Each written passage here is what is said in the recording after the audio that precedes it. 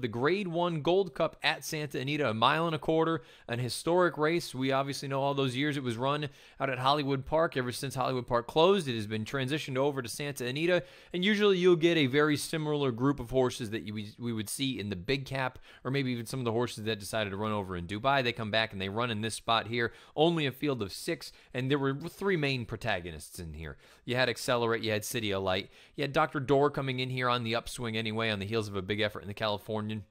But if you really thought that Pavel could get back to some of his best form, he made a little bit of sense in here. But the high weight in this race was Accelerate, and the high weight certainly did not disappoint. Michael Rona with the stretch run of the Gold Cup at Santa Anita.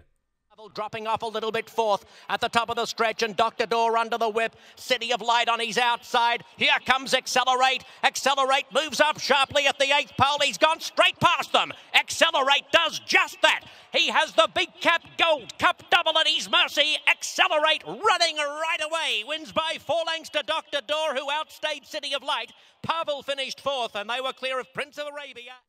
Accelerate gets the job done for Victor Espinoza and John Sadler. A very, very impressive effort going off as the 9 to 5 second choice. The runner-up, Dr. Door, the pace setter, he runs a big, big effort. First time going out to 1.25 miles. He goes off at odds of 7 to 2. And City of Light, we know what his situation is. Very, very talented horse. Didn't know about the distance. He ultimately went off as a 6 to 5 favorite and just tired down toward the end to run a good third.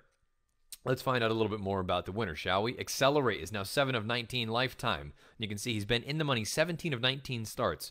Over $1.7 million in career earnings, owned by Ronis Racing LLC, trained by John Sadler, bred by Mike Abraham in Kentucky.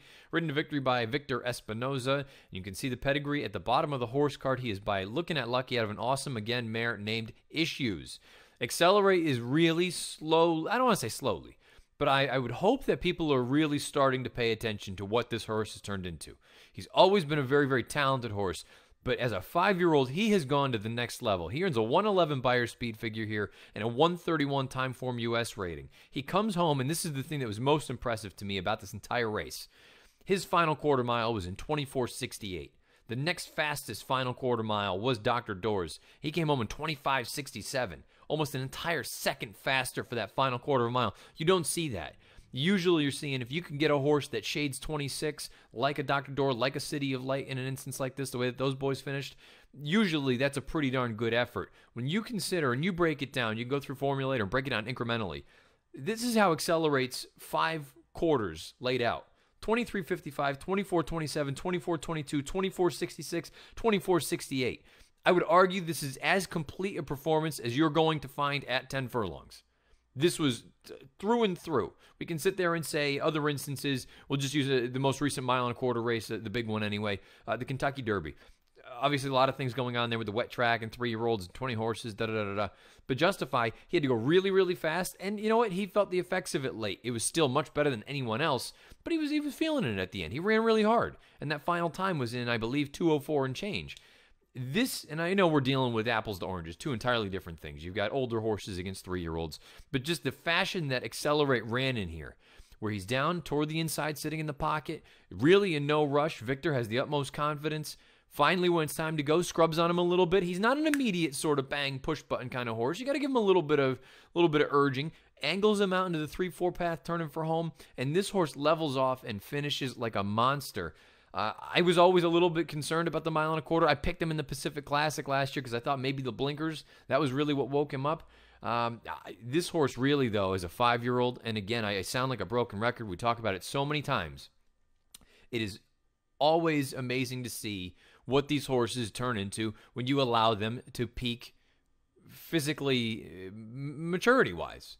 We don't get to see our best horses that, generally speaking, we don't get to see our best horses actually reach their full maturity from a physicality standpoint. Usually late 4 into early 5, and even later than that. That's why you got to see some of those geldings that when they just would go on those runs, the Game On Dudes of the world, when they would just go out there, the Wise Dans of the world.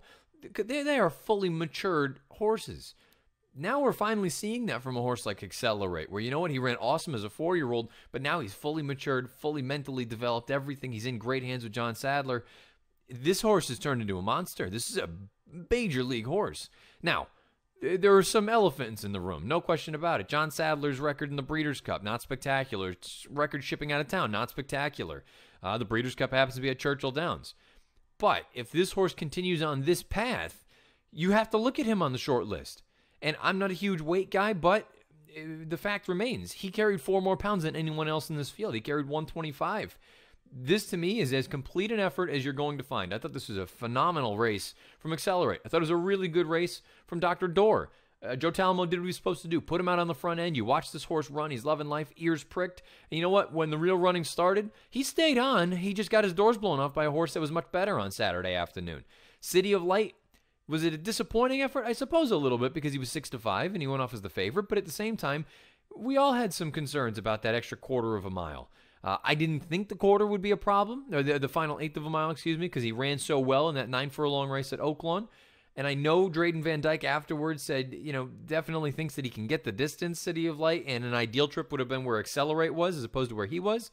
I have to be honest, I'm going to politely disagree with both of those. I think the perfect spot was where City of Light was, pressing Dr. Dorr, sitting just off of him, and you had Accelerate in a little bit of a box there for a minute, and you had First Run, and he just couldn't go on with it. To me, he flattened out down the lane, and again, the final incremental times would indicate that. When you see that one horse comes home in 24.68, the next one 25.67, and the last one 25.87, he's slowing down toward the end. It's one of those things where I think he's going to be much better suited if they choose to go back to one turn. Worth noting, Breeders' Cup Dirt Mile this year is at that sort of more traditional one-turn mile at Churchill. So to me, if I owned City of Light and I had anything involved with him, I'd be turning him back to middle distances. I don't want to try this 1.25 miles anymore. I think he's a nice horse. We know he can win grade 1s at 7. He can probably get out to a mile because we've seen him win at 9 furlongs.